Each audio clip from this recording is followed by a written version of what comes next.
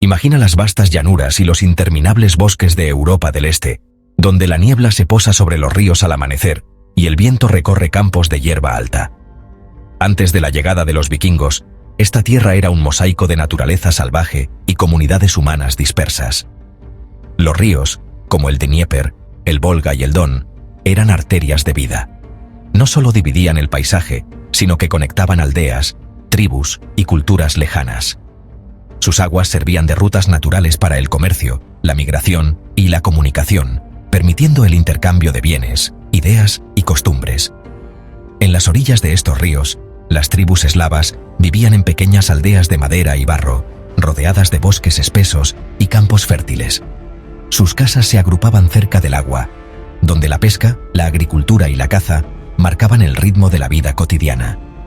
Los mercados al aire libre eran puntos de encuentro donde se intercambiaban pieles, miel, grano y cerámica.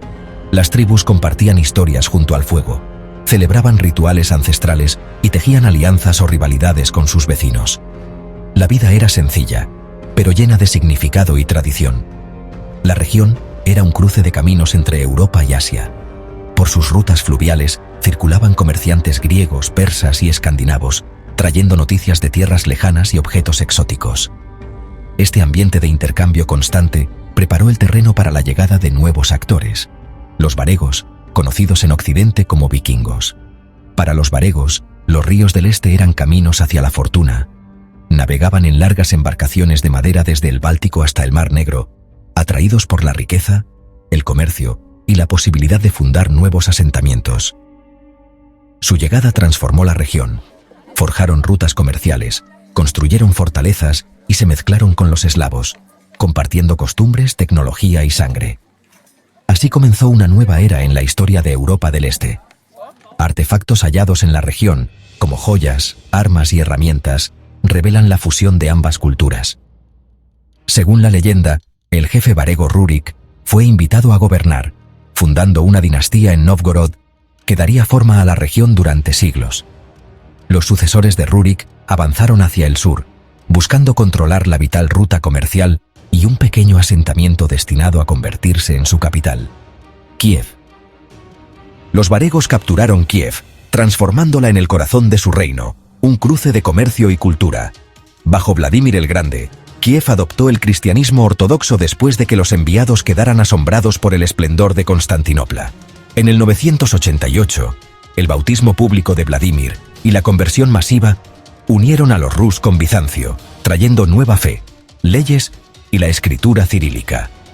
Bajo Yaroslav el Sabio, Kiev floreció, se levantaron catedrales, se codificaron leyes y la ciudad se convirtió en un faro de aprendizaje y poder. Los matrimonios reales vincularon a Kiev con las grandes casas de Europa, convirtiéndola en una verdadera potencia medieval. La edad de oro de la ciudad vio cómo las influencias nórdicas, eslavas y bizantinas se mezclaban en una civilización única. Pero bajo la superficie, la unidad era frágil. La Rus de Kiev era una federación de principados gobernados por el clan Rurik, con el gran príncipe de Kiev como el primero entre iguales. La sucesión pasaba lateralmente entre hermanos, alimentando rivalidades y guerras civiles a medida que la dinastía crecía. Príncipes ambiciosos se aliaron con forasteros, agotando recursos y debilitando la autoridad de Kiev.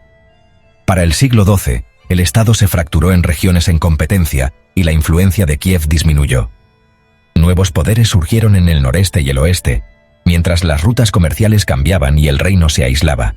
En este estado debilitado, los rus enfrentaron una amenaza como ninguna antes.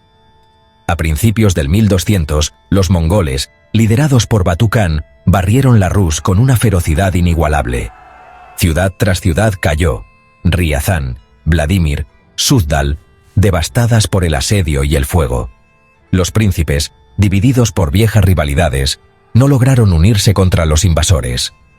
En 1240, los mongoles sitiaron Kiev. Sus defensores lucharon valientemente, pero la ciudad fue destruida. La caída de Kiev marcó el fin de la Rus unificada, la ciudad reducida a ruinas, su gente dispersa. Los mongoles establecieron la Horda de Oro, exigiendo tributo y sumisión de los principados sobrevivientes. Durante más de 2 siglos, los rus vivieron bajo dominación extranjera. La era de la independencia había terminado, un capítulo largo y oscuro había comenzado. Tras la devastación mongola, la herencia de la Rus de Kiev no desapareció. Se transformó y echó raíces profundas en el alma de Europa del Este. En Rusia, Ucrania y Bielorrusia, la influencia de la Rus de Kiev se percibe en la arquitectura de catedrales ortodoxas, como la Catedral de Santa Sofía en Kiev y la Catedral de la Anunciación en Moscú, cuyos domos dorados evocan la espiritualidad y el esplendor de aquel pasado. Las procesiones religiosas, la Pascua ortodoxa y la celebración de la Epifanía, donde los fieles se sumergen en aguas heladas, son tradiciones que se remontan a la cristianización de la Rus y siguen vivas en la actualidad. Los símbolos nacionales, como el tridente ucraniano, el águila bicéfala rusa y la cruz ortodoxa, tienen raíces en la iconografía y los emblemas de la Rus de Kiev, reflejando la continuidad de la identidad a través de los siglos. En la vida cotidiana, la lengua, la literatura y la música popular conservan ecos de la Rus, desde los cuentos épicos de los bogatirs hasta las canciones tradicionales interpretadas en festivales y reuniones familiares.